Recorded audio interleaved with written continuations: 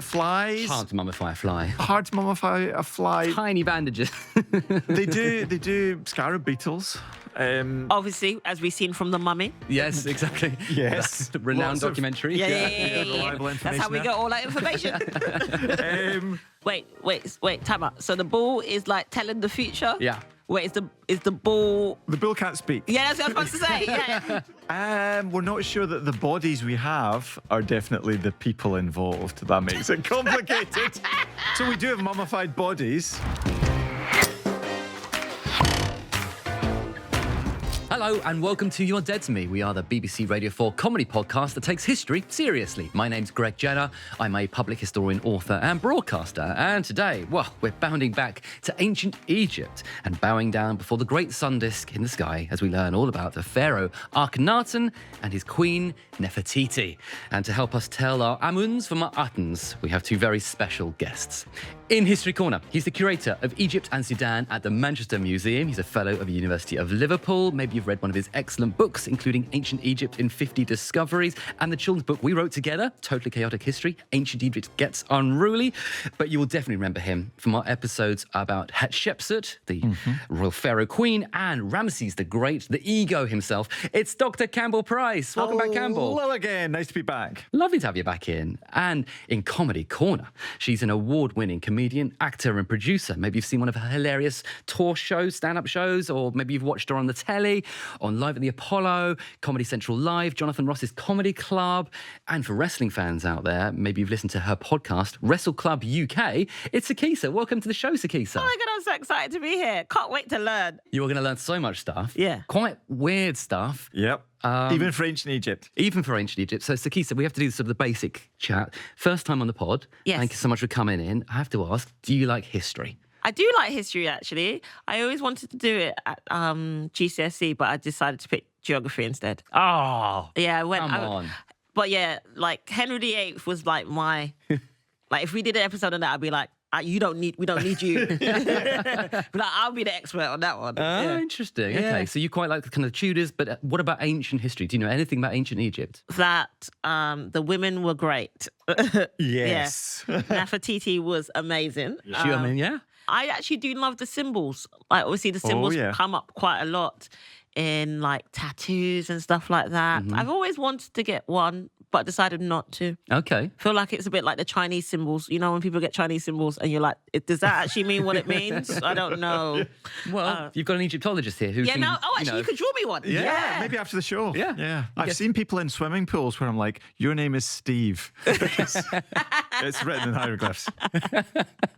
All right, today we're talking about Akhenaten and Nefertiti. I think you know Nefertiti's name, right? Yes. What about Akhenaten, her No, I husband? don't care about that person. I don't care about that. Maybe by the end you will, maybe you Maybe. won't. I mean, he's a controversial guy from history, and his queen, I think, is sort of perhaps more famous than he is. So, what do you know? Let's crack on with the first segment of the podcast. This is called the So What Do You Know? This is where I have a go at guessing what you, our lovely listener or viewer, hello, might know about today's subject. And Akhenaten, I think, is a tricky one. I think you've probably heard of Nefertiti, though. I think that's the sort of the baseline. She's this famously beautiful queen whose one-eyed bust is, one of the most incredible ancient sculptures, one of the most famous sculptures in ancient art. And you may even know about their possible son, a certain chap by the name of Tutankhamun. Oh, yes. So, we'll get into that sort of, basically, as we think, Nefertiti was the big mummy to little King Tut, or was she? We'll ask, we'll find out. Akhenaten, I don't know, if you're an opera fan, Philip Glass wrote an opera about him, but I don't know if that's well known. He's a baddie in Assassin's Creed Origins, and Doctor Who fans will remember Nefertiti herself from hunting dinosaurs on a spaceship. As you do. So, were the real historical Akhenaten and Nefertiti hunting dinosaurs and spaceships? Probably not. But how did they profoundly change ancient Egypt? And do we need to redraw Tutankhamun's family tree? Let's find out. So, Sikisa, historians, I'm coming to you first. Why you come to me first? Historians love dates, not romantic dates, mathematical dates. We like, years in history. So we'll start with some basic ones. How long ago do you think our story is? Oh, don't do this to me. Oh. Can I? I feel so stupid. It's not stupid. It's a long time ago, so I'm not expecting you to know but this. people think I'm smart because I'm a lawyer, and I'm like, no. You are smart. You are a lawyer. I'm actually quite dumb. But I'm gonna say 1300s. BCE. This reaction is I mean- everything for me. I mean, Campbell, that is bang on, right? Sikisa is bang on. Yay! Yay! BCE. Yes. Yeah. So Akhenaten and Nefertiti are in the 14th century BCE, the 18th dynasty out of 30. So they're kind of midway in Okay. ancient Egypt. So we're talking about 3,340 Something. years ago, something like that. Yeah, a long time ago. Yeah. But this is really the ancient Egyptian golden age. So you sometimes hear Egyptologists talk about the new kingdom. So the pyramids are the old kingdom. The new kingdom, Greg, as we've said before, isn't particularly new. It was 3,000 years ago. But it's a time when Egypt has expanded in a way and kind of taken a lot of stuff from its neighbours. So the treasury is full. Is this what Britain got it from? Did they get it from Egypt? We'll come back to this. But we've got letters from this time from the reign of Akhenaten, which is basically him talking to foreign kings. And all the kings are writing to the Egyptian pharaoh asking for gold. They're like, in my brother's kingdom, gold is as plentiful as dust. So it's so common as an idea that ancient Egypt is rich. Yeah. And we'll see evidence of that. We're talking here about the kind of almost the high point of a 3,000-year civilization, right? Yeah, it's up and down and up and down, and history's never is that simple as a real high point without any question. But Akhenaten's dad is a guy called Amenhotep III. He rules for over 30 years, and he is not doing much in the way of battles because the treasury is so full. All he wants to do is build stuff.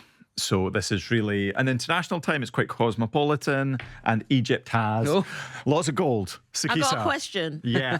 So I will put up my hand because I feel I like love I'm going to be that. polite. I feel like I am in school. I am taking notes. How do you know that was his actual name? Without going on a major tangent about the Rosetta Stone, we've got lots of texts that repeatedly give the king's name. So we have the basic components. So it may have sounded like Amenhotep or Amenhotep or something, but we know for sure that the dad is called Amenhotep, and in fact the son is also called Amenhotep. This is a good name. And this is name-checking the big god at the time, the kind of prime god, a guy called Amun-Ra, who, as we will see, goes out of fashion under our friend Akhenaten. Let's talk about Akhenaten's mum. So we've met Akhenaten's dad, Yes, Amenhotep III. yes. Let's talk about his mummy. You will insist on doing that. I will. Okay. I will. Sorry. Who was the mother of Akhenaten? We know a lot about this lady. So Queen T is the daughter of people who seem like fairly normal folk. So she's not born into the royal family. In fact, we found the intact tomb of her parents in the Valley of the Kings. So that's really where you get buried if you're a king or a queen. But Queen T's mum and dad are thought of so highly by their son-in-law that they get buried in the Valley of the Kings. Queen T, and this is important for understanding Nefertiti, just is right front and center with her husband. She is doing things, she's depicted, commanding things. She's very present in the monumental art, and I think that sets the tone for the reign. It's not just Amenhotep III is a god, and he's telling people he's a god when he's alive. He's also saying, my wife is a living goddess. They are worshipped full-on deities. So it's Kate and William. It's kind of like Kate Kate and and William, Yeah. Kate and William on steroids. Yeah. Okay, cool. I can see the vision. Yeah. Yeah. I can see the vision. And they have a few children. How many? This is how going to many. be a repeated thing. We don't know for sure because the record doesn't always record. Historians. Historians. Of course, we're talking about an archaeological subject where we have got loads of stuff surviving, but that stuff is a fraction of what must originally have been produced, right? So we know Queen T and Amenhotep III have several children, one of whom is a guy called Tutmos. So what is it about Tutmos that tickles you? This Tutmos. That sounds so funny. Just Tutmos. What's your name? Tutmos. See our episode on Hatshepsut for a joke about Tutmos. Yeah. So we know a bit about this guy. He is a big cat lover. He is one of the only ancient Egyptians who, for sure, has a pet cat. Now, we think of the ancient Egyptians, oh, they loved cats. They buried their cats. They mummified cats. Actually, most cats were sacrificed to the gods and were not pets. But Prince Thutmose, he definitely has a pet cat because he makes a sarcophagus for it.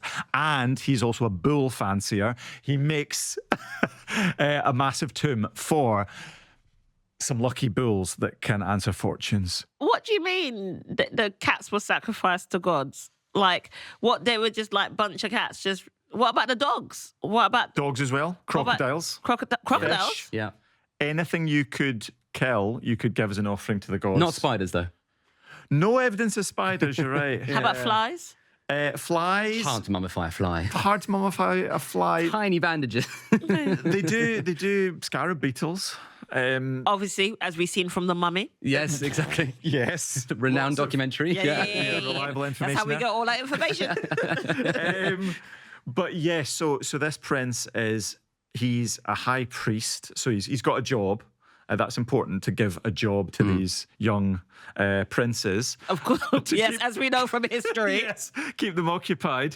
But we know a little about him, but he does seem to be involved with animal cults because ancient Egyptian gods can usually take the form of animals. So he's in charge of this sort of famous temple called Saqqara, right? Where there's the fortune-telling, future-predicting sacred bull. The Apis bull. The Apis correct. bull, which you ask it questions and it tells you what's going to happen in the future. Wait, time out. So the bull is like telling the future? Yeah. Wait, is the bull... The bull can't speak. Yeah, that's what I was supposed to say. Yeah. To be clear. Is the bull's dead, right? No, it's living. No, when it's alive. So imagine you go into the sacred paddock and you've got a Wait. question. So they've got a bull who's like being praised by everyone. Got a harem of cows. Yeah. It's got special markings. So the sacred bull, when it is born, they know it's sacred because there's special markings, right? Yes. And then you ask it questions. And it will eat food, or it kick over a bucket, or it sort of... If it just gallops in a certain direction, you say, okay, I've got a question. Did the woman down the road steal my chisel? A bit to the left for yes, a bit to the right for no. So it's like interpreting movements of, statues this of the Virgin bull. Mary. Yeah. And the bull is obviously in a room and has got like several other cows around it, just worshipping him. Just being like, moo, Pretty much. moo. Pretty much. All hell, the bull, moo. Okay, interesting. Okay. Yeah, We see how the hip hop stars have got their allies from the bull. Exactly. So that's Thutmose's job. Yes. So he's the main prince. He seems to be the heir apparent. So yes. Akhenaten, the guy we're talking about today, he's not the main prince. He's sort of backup prince. So what's his childhood like? We know next to nothing about royal children. Thanks for coming in, Campbell. Bye. But especially boys, because I think there is a taboo about boys being shown or given too much power or too much influence because they might try and bump off their dad, whereas princesses can feature in the art, in the kind of public monumental discourse. So we know next to nothing about Prince Amenhotep, as he is the younger son of Amenhotep IV. So he's not called T. Akhenaten yet. He's Amenhotep Jr. The fourth, going to be Amenhotep Jr. Okay, but then Thutmose dies. He does. Perhaps run over by a sacred cow, who knows? Who knows in the line of duty? Yeah, absolutely. So that means that we now get the kind of the succession is established, right? Yes. Our little prince, Amenhotep IV, is going to be pharaoh one day. Yeah. Second son, if he is indeed the second son, takes the throne eventually, which is not uncommon in other parts of history. And his pharaonic name, Sikisa, do you want to guess his pharaonic name? You won't guess this, and if you do, you are a witch. But do you want to guess his official pharaonic title? I'm a pharaoh. Good one. Pretty smart. Good pretty one. good guess. It's a bit more complex than that. I mean, do you want me to I can't give even you some pronunciation? I can't even read this. Nefertiti Re Waen Re Amenhotep. That's his name.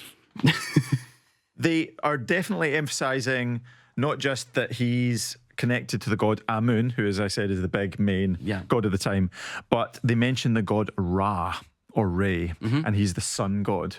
And so the power of the sun god is going to be very important in this story. This won't be his last rebrand, Sikisa. Spoiler alert. He's going to change his name again. Oh, it's Madonna. A little bit. But let's get on to Nefertiti, because I think Sikisa, you knew a bit about her. So do you know what Nefertiti translates to? Do you know what her name meant? The queen? The boss queen? It means literally the beautiful lady has arrived. Okay, I think I'm now going to be renamed as Nefertiti. Yeah, it's a great name. The word Nefer means beautiful or perfect. She is unusually well known for an ancient Egyptian queen, as we'll find out, because of the bust, this famous bust Greg mentioned that's now in Berlin. But she seems to not be royal. She's not married into the royal family. She's not born of royal stock. Some people think, because of the meaning of the name, that she might be a foreign princess who comes into the Egyptian court. We know the ancient Egyptians do that. The Egyptian king takes foreign wives. So she's an import bride. She might be a mail Meghan. order bride She's from Meghan. Mitanni. Yeah, maybe. She's Meghan.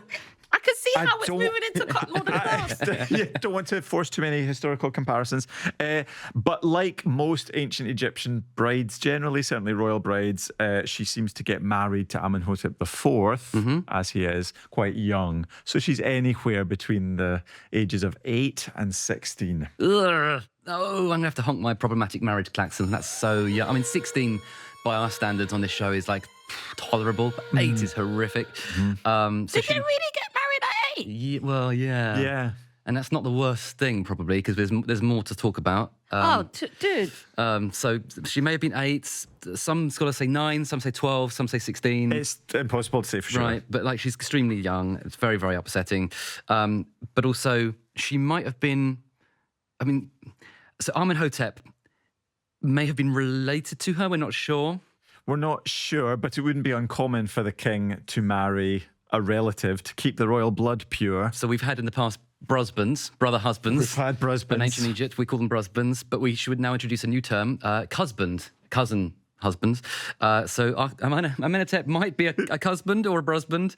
It could be. We could hope not, but... Hey, again, if we're talking about modern royal families, it's not uncommon. Come on now.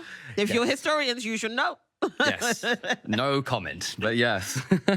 Okay, but so Campbell, jumping forward in time, when do our married couple become parents themselves? When did they then have their own children? You know, Amenhotep and Nefertiti, when did they have their own princes and princesses? They have, at least for sure, because we've got lots of depictions, 6 daughters. So it's quite uncommon, actually, to show daughters in that way. They may have some sons, maybe Tutankhamun. Yeah. But there is evidence that Akhenaten may marry one of his own daughters and have more daughters.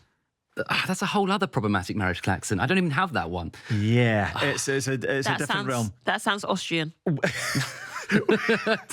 We don't know for sure, and there can be symbolic ritual marriages that may not have involved children. What else can we say about these children they have? The family dynamics. Well, I think the general context is high infant mortality, so children are dying a lot more in the pre-modern world, so you might want to have more children. Amongst those children, there is likely to have been a boy. Now, this is a big question. Is Nefertiti the mother of Tutankhamun? We don't know for sure. He maybe is the child of a lesser wife and Akhenaten, and he subsequently goes on to marry one of his half-sisters. But it's complicated, but in all of this, if you're the pharaoh, you're trying to secure your right to the throne. And for a long time, it was assumed the real right to the throne passed through the female line. Mm-hmm. So it was really the female blood that was securing the right to be the pharaoh. So Tutankhamun, historically, traditionally, we'd say was Nefertiti's son, and now we are putting a question mark on it. Yes. Okay. Yeah. Some people believe he was, some people believe he wasn't. Interesting. Okay. Welcome to Egyptology, Sikisa. It's really hard. Sorry. Is there no DNA test that we could do? We're not sure that the bodies we have are definitely the people involved. That makes it complicated. So we do have mummified bodies, which is a historical resource. We've got Tutankhamun, right? Yeah, for sure we've got Tutankhamun, but DNA and stuff degrades with time, so you can't just do a quick test. and say, I know whose son you are. All right, let's talk about the backstory that's going to get quite confusing, Sikisa, because the reason we're here to talk about Akhenaten and Nefertiti is that they did something radical in ancient Egyptian history. Oh, exciting. And the way we can sort of see some of that is in Tutankhamun's name. Yes. So tell us about that. Give us the backstory on how his name is a sort of interesting indicator. So we've been talking about an Amenhotep IV. At some point, he changes his name to Akhenaten. So completely different name, mentioning the Aten. So the Aten is the sun disk. It's the disk in the sky, perceptible sunlight. Tutankhamun, the child, is not called Tutankhamun originally. He's called Tutankhaten. So that means literally living image of the Aten of the sun disk. So he is very much a product of the belief, which becomes pretty serious at this period, in just the Aten, the sun disk in the sky. Traditionally, the ancient Egyptians, are worshipping lots of gods, magic bulls, cats, crocodiles, the Nile, etc. The Nile, the idea of magic, really broad pantheon. But Akhenaten comes along and says, nope, we're not doing that. We're going to switch things up.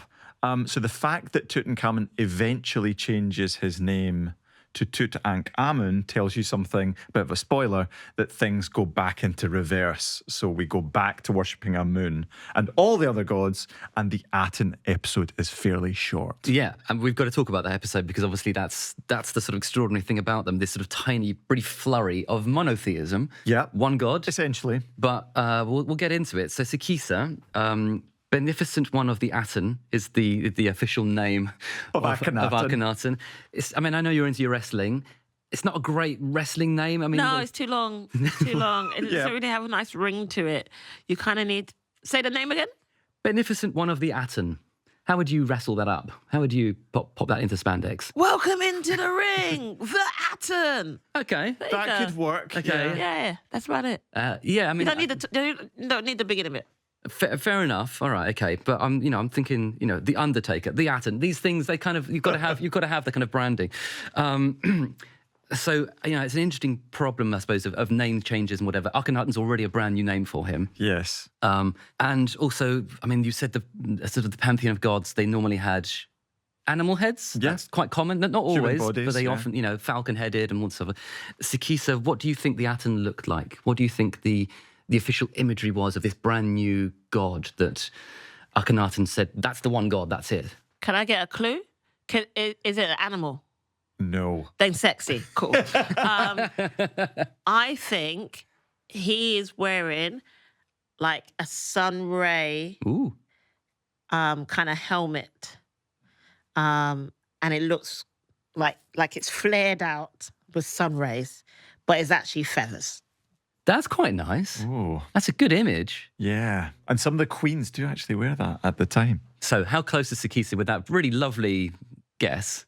Not that close, because for ancient Egypt, the Aten is really weird. So Et is shown, usually referred to with male pronouns, but kind of is a universal deity, as just a circle, as the sun disk. It's quite basic, okay. But reaching out from the sun disk on the chalkboard behind Greg are lots of little hands reaching out, not just to humanity, not just to everybody, but only to the royal family. And at the end of the hand is a hieroglyphic symbol, you will know. It's the looped cross, the Ankh symbol, the symbol of life. So it is, in a way, a totally aniconic, not human form of the god, but it's also exclusive because it's saying the sun only shines for Akhenaten, Nefertiti and their kids. Other people can't get close to the god. This is the new only god, right? Akhenaten said, this is our new god, the only god, and he only likes me. Yes, I am the only way you're going to get to talk to him. Right. I'm his gatekeeper. So Akhenaten is a diehard Aten bro. He's all about the Aten. Sorry, can't help it. So does he think that the sun literally shines out of his arse? Like, is he literally... Not out of his arse necessarily, but out of his hands. Out of his hands, okay. Because there's one depiction, which may be the only ancient Egyptian scene showing a rainbow. Like, you never... Think how universal symbolism of rainbows is. Now, ancient Egyptians knew what rainbows were. There's one showing the Aten with a rainbow around it. Really? But yeah, it's a very weird experiment, and the experiment doesn't last because it lasts maybe 20 years for this period, and then the ancient Egyptians forget about the Aten. What I heard from that is that how Egypt invented pride. That's what I would love that to be the That's case. what I've heard. But That's what I got from that. Yeah. it may not Let me be. just write that down in my notes. Akhenaten and the rainbow flag. Yeah, Yeah. absolutely. We'll come back to that idea, Yeah, I maybe. think. I mean, we should say, I suppose, this is not a brand new god, right? It had initially been one of the gods in the pantheon, and then Yes. it's been elevated, it's been sort of pushed forward. So the iconography had started as a sort of man with a falcon head. Yes, we've got early in Akhenaten's reign when he's not changed his name, he's still Amenhotep. There is a scene labelled the Aten, and it's a regular guy, or regular for the ancient Egyptians, god, man's body, falcon head. That's acceptable. But then things change. And as Greg says, the Aten has existed in ancient Egyptian religious texts for hundreds of years. But then this is interesting. Akhenaten's dad, Amenhotep III, says that he is the dazzling Aten. So all of this might be a bit of a daddy complex. And Akhenaten might actually just be worshipping his fully divine dad, Amenhotep III. So as I said, Amenhotep and his wife, Queen T, are full-on gods. Wait, how do you become a god? You just say you're one. Okay, Great. so I'm a god? You could be a goddess Okay. right now. Oh, well, we all know. I already have. Thank you. And sometimes if you were eaten by crocodiles, I think sometimes you could be made a god, right? You could pretty much overnight. Yes, that's right. Because the Nile was holy and crocodiles were holy, so if they ate you, that was actually like... You get full mummification. Even though your family might not be able to afford it, you get mummified. And everyone says, yeah, you're totally ascended, become So you can divine. choose. You can decide to just be a god, or you can feed yourself to a crocodile. I think I'll just be a god, thanks. Okay. Yeah, cheers. Sikisa, how do you think Akhenaten went around publicly replacing these other gods, these ancient, important gods? What do you think he did to sort of, bring in his brand new religion? I think he basically said to everyone, if you don't do what I say, you are all dying. Okay, so you just think pure threat, right? Pure threat. Pure threat. Pure threat mate. sounds like an Egyptian pharaoh. It could be, actually. Yeah. Just pure threat. Or I think he either bribed them and was like, okay. I was like, hey, I'm going to give you some gold. Akhenaten says, right, we're going to move the capital city away from the traditional area of what is now modern Cairo, the city of Memphis, and we're going to move it into the middle of nowhere in the barren desert. And I'm going to call my new city the Horizon of the Aten, which is very on trend with the whole sun cult. So confusingly, the ancient Egyptian name of the city is Akhenaten, meaning horizon of the Aten, of the sun disk. And the king's name is Akhenaten, beneficent one for the Aten. So it gets confusing. This is the principal royal residence, and Akhenaten says multiple times in big inscriptions, I am never going to leave this place. And I'm going to be buried here, and the royal family are going to be buried here. And he just constructs this massive city in the space of maybe 15 years. In the middle of the desert. Pretty inhospitable. Nothing next there. to the Nile. but- Okay, all right. So okay. when you say move, like he literally like dug up the town and moved, or display like, oh, you lot, hey, you. We're going. He We're moves going. the people. He moves the people, and I Yeah. suspect because his dad is sitting in his throne and he's not going out to war. He's got so much time to build stuff. There are people who are ready to build. So he moves the builders. He doesn't move the actual stuff. He doesn't move the buildings. Later kings do that, but he starts fresh because he makes this thing of this is virgin land. It's not sacred to any god or any goddess. Let's just start from scratch because we're shaking it up. But he also trashes some of the existing temples, right? Oh yeah. He does. He doesn't just say new religion. He vandalizes the existing temples, the existing gods who have been revered for 1,500 years by this point, 2,000 years by this point. There's an interesting theory that maybe this kind of reaction against the old gods happens later on in Akhenaten's reign where things start going wrong. So his big revolution seems to have cracks in it, and he thinks, this is the bad luck from the old gods. I've got to go and attack them. So especially the god Amun gets totally removed from every standing monument. Akhenaten sends people with chisels out, some of them who can't read the text properly and who are carving out the wrong thing. But he even attacks his dad's name. So if you remember, his dad is called Amenhotep. Yeah. He attacks the Amen part of his dad's own name. Wow. Okay, so he can't be worshipping his dad then if he's attacking his dad's name. Maybe he's worshipping the sun god form of his dad, maybe not the Amun part of his dad. Wow. So he completely relocates a brand new city, trashes the old temples and says, this is the new capital city. You know what? He's got the power. I would do the same thing. And everyone has to follow him because he's the pharaoh. Exactly. If you're God, hey, you must do as I say. Yeah. We're not having a referendum on this. Yes, exactly. Because that's how things mess up. If you have a referendum, if people get to speak, no, then we're in trouble. This is the problem we have in modern politics. We did a referendum and now we're in, This is what happens. You gave the people the vote. Okay. And then... So if you had limitless power, Sikisa, you'd be building a brand new city. Oh, you wouldn't. Oh, if I had power. The world would be crazy. I would do so much. He's obviously trying to bring people around to his brand new religion, his brand new revolution, his brand new city. Yes. He sees, I mean, to me, it sounds like a sort of, a series of red flags, but I guess he's the pharaoh, he's a god, he can do what he wants. I mean, Sikisa, how do you think Nefertiti took to this? Her husband has got this big, bold new religion. Do you think she's a supportive queen? No. I think she's an independent woman, and I don't think she was very much like, I don't want to move. You making us move? I don't want to move. And she'd be like, why are we moving? I think there was a lot of questions, and I don't think she was happy about it. Right. And was like, we're happy how we are. Okay. Why do you... I think she was kind of like, you're being a typical man. You want to do this thing, and you've not thought about it.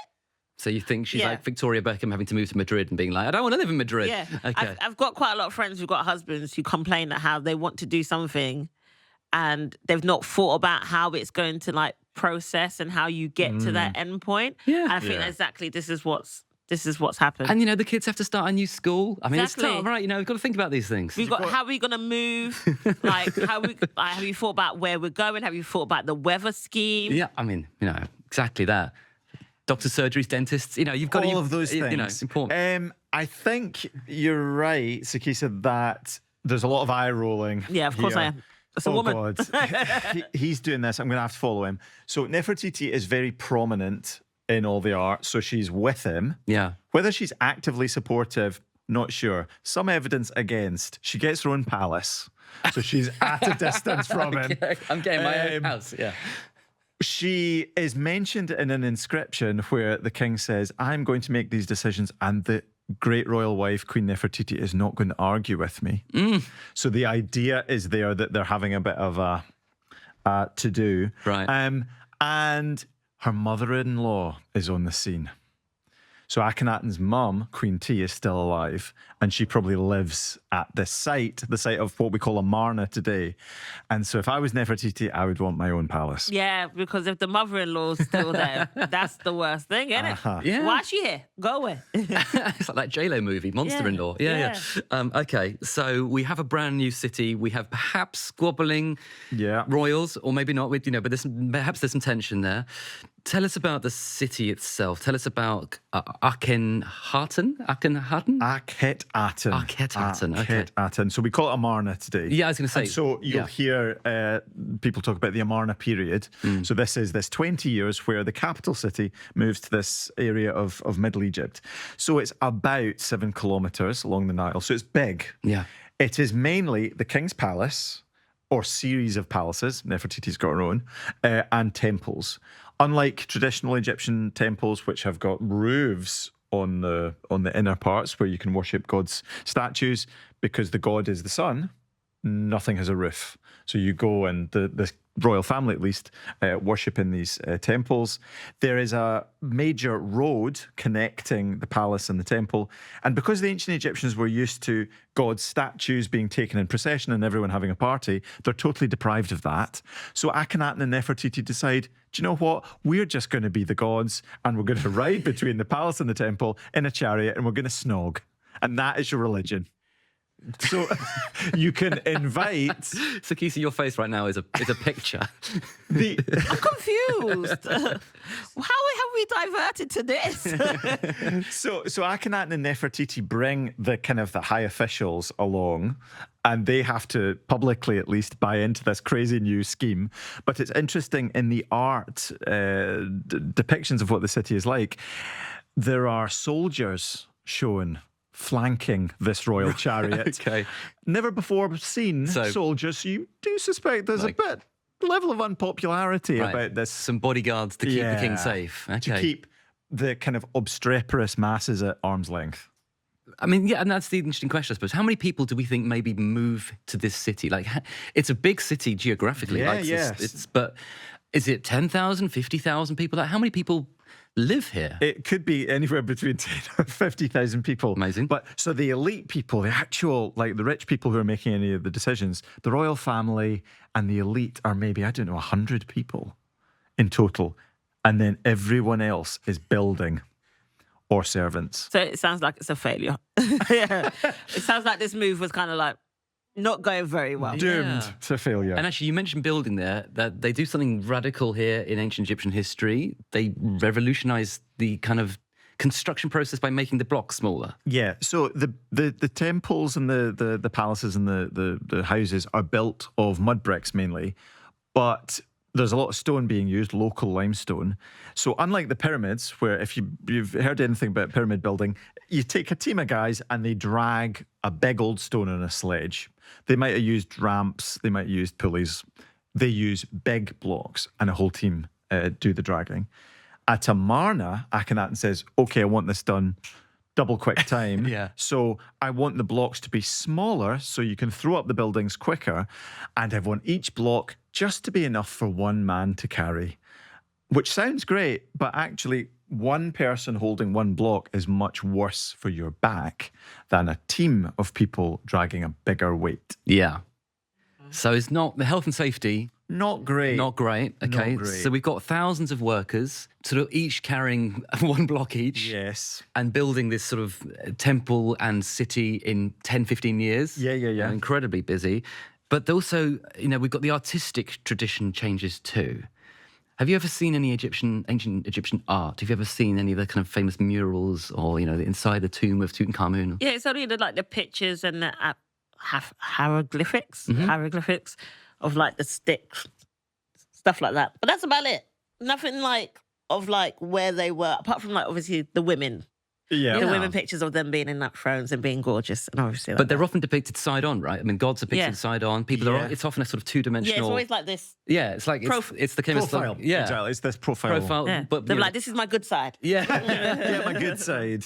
But we get a brand new revolution in art in this period. Yes. And the Amarna style of art is weird. Yes, even by ancient Egyptian standards, which in some ways doesn't come up to what we might expect of Renaissance art. It is weird. It's totally strange.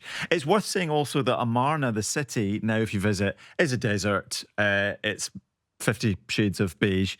But actually in ancient times, you would have... One of my favourite erotic novels. Oh, indeed.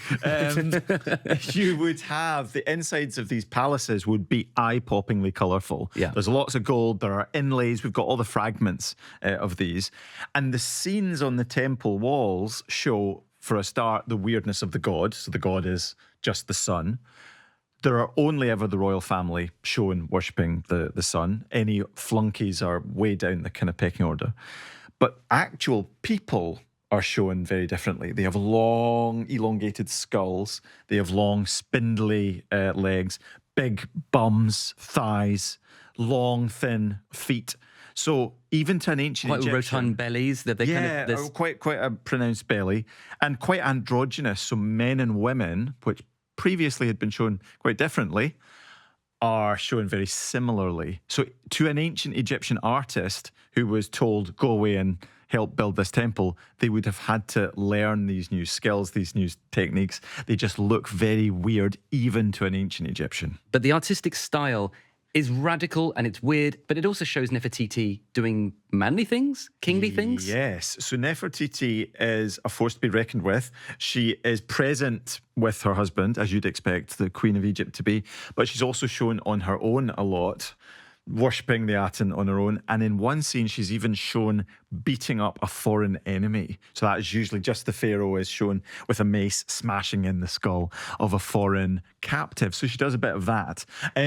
So there are different aspects. Independence, yeah. Independent woman. Be a queen, yeah. She's often shown with her husband interacting with the children. This is super weird also.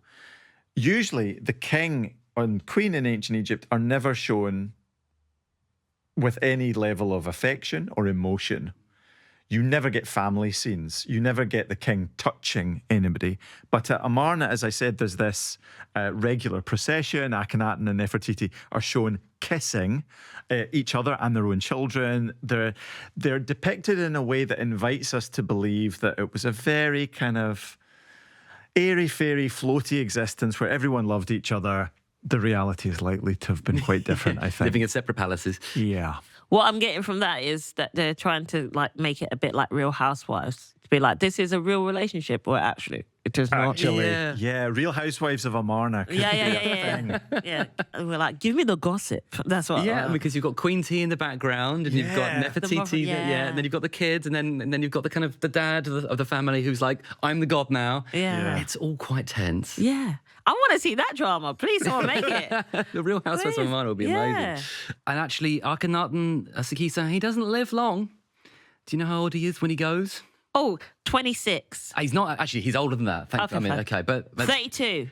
that might Maybe. be about right. Maybe. So the reign lasts, it seems, about 17 years. Oh, that's not bad, actually. So if you imagine he came to the throne at 15, Yeah. he's still only in his 30s, so young by modern standards. Yeah. And when he dies, does everyone go, right? But, or is there a kind of continuity thing? Does Nefertiti step in? Well, this is really interesting. I think there are definitely sighs of relief in some quarters, like, gosh, thank goodness that's over. Because, while Akhenaten's doing all this and he's getting the elite people to worship the Aten, we know from archaeology from the city of Amarna, which was abandoned shortly after Akhenaten's reign, tells you something. It's a gift for archaeology because no one built on top of it. So Nice. it is like an ancient Egyptian Pompeii. You can literally go in, see what people were using in the houses. And so all the regular people were still using images and amulets of the old gods. So that rather implies his Atenism wasn't that popular with ordinary people. Yeah. So Yeah. when Akhenaten dies, there are a lot of questions about what happens next. Maybe he has a son who comes along and rules beside him for a period, a guy called Smenech Kare. Then there's the names get really, really weird now. There's another person called Nefertiti Aten, who is meant to also be a king-like figure who might share the throne with Akhenaten and lives slightly after Akhenaten. And for some Egyptologists, this is Nefertiti by a different name. Oh. So the husband dies and she says, right, I've waited long enough. I am the pharaoh now. So not just the queen of Egypt, I am the pharaoh. And she starts reversing the decisions of her husband and she brings back Amunism. And then eventually King Tutankhamun, or Tutankhaten as he is, he fully sees through the counter-revolution and he fully brings back the worship of Amun. So Nefertiti might be undoing her husband's work. We're Just not slowly. To be fair, I could understand that. Let's just slowly but surely, let's go back to the way things should be. Yeah. This went too far. It went too far. It was a joke. Yeah. We'll go back. I just let my husband do his thing. I was just making sure he's happy, happy wife, happy life, sort of, whatever. But yeah. But as you say, it's fascinating. The Amarna archaeological site is an amazing window into ordinary lives too, isn't it? Because It's interesting that because people ditched it, right? They just went, we're going back home. We're going back to Thebes. It is interesting the fact they didn't touch it.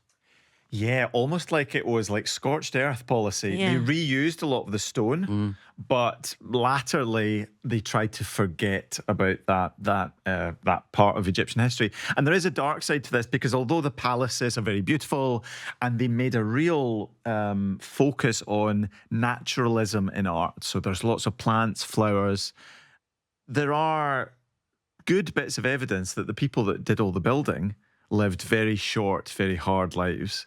So there are cemeteries of people who literally had their backs broken, young kids. Plagues seem to have swept through the city. It was not a particularly pleasant place to live unless you're Akhenaten and Nefertiti.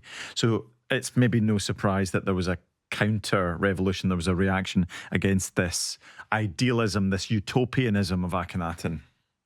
Maybe it's like a tourist area for them. Maybe they were like, if you're feeling a little bit down, Yeah, go maybe. to this place. It'll cheer you up because this is where you could be living. Yeah, exactly. This is what you could have won. This is it. Yeah, I mean, I guess we've already introduced a couple of name changes because he was Amenhotep IV, Yes. then Akhenaten, then he Yes. died.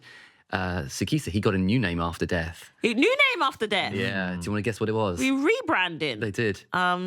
This could be a good wrestling name. Nookie.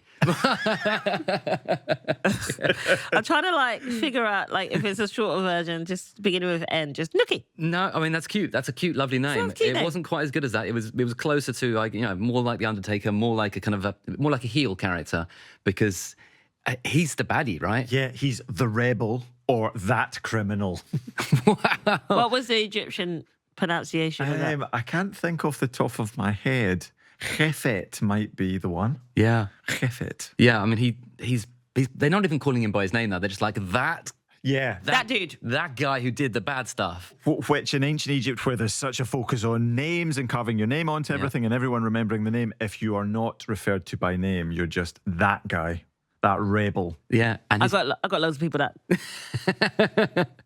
called that in my life. Just that guy. and the temples of Aten that had been built, they are smashed to the ground. You know, there's no it's not like they sort of just go, well, we'll just leave it behind and just go back home. They trash it. All that hard work. Yeah, all those broken backs. Oh my God. Yeah. That's disrespectful. I would be annoyed. But that's also anger, right? That's people who are angry, like they take it out on the religion. building. Yeah. The religion he forced upon them. They're like, no. So we get this sort of sense of vandalism, of anger, and of people returning to the old ways, the old gods. Yeah, so when later Egyptians are listing the great kings of Egypt, they leave a conspicuous gap. So Akhenaten, we're not going to talk about him. So it goes from his dad to one of Akhenaten's successors. They completely miss out. Nefertiti, if she was a king. Tutankhamun is also Really? tarnished by association. Yeah. Even though he changed his name back to Even though Amun, Tutankhamun actually did the counter-revolution and brought things back to the way they used to be, he gets they just get written out of history. It does seem a bit like modern history. Yes. this is what people It's do. reflecting. It's This reflecting. is what people do. You know what? I don't appreciate them cutting out Nefertiti. No. What happened to her, actually? I mean, that's a good point. What, does she get... you say she gets written out of history, but does she die powerful and rich and glamorous, or is there a kind of... We do not know whether she dies as the Queen of Egypt during the reign of Akhenaten, that's possible, or maybe she kind of transforms into being the pharaoh. There was a theory for a while that she was actually buried in secret rooms in the tomb of Tutankhamun that haven't been found yet, but that radar results were kind of unsure, so that doesn't seem likely.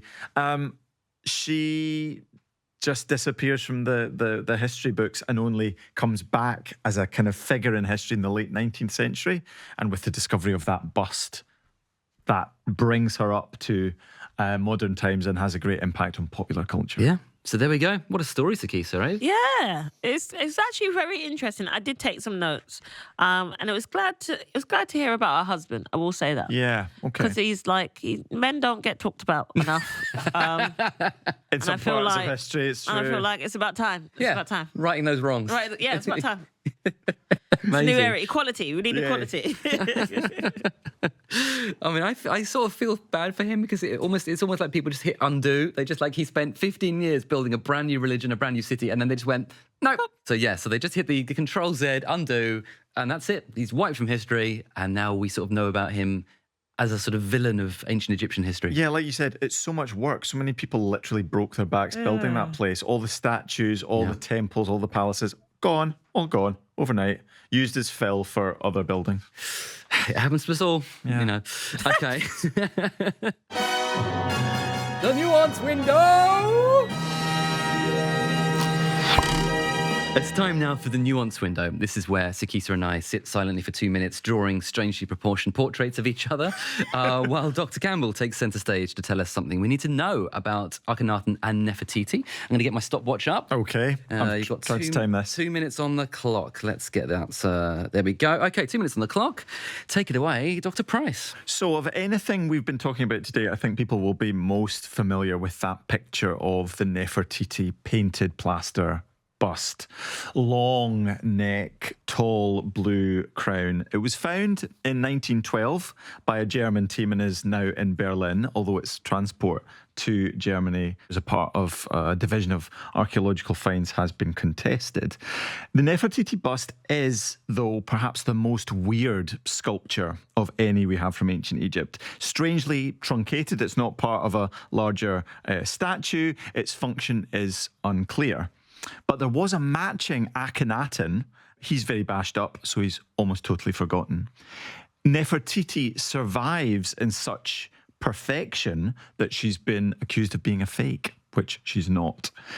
Nefertiti, because of that bust, is an icon. She's an every woman. She's both an African queen and, in the words of Adolf Hitler, an Aryan. She can be anything to anyone.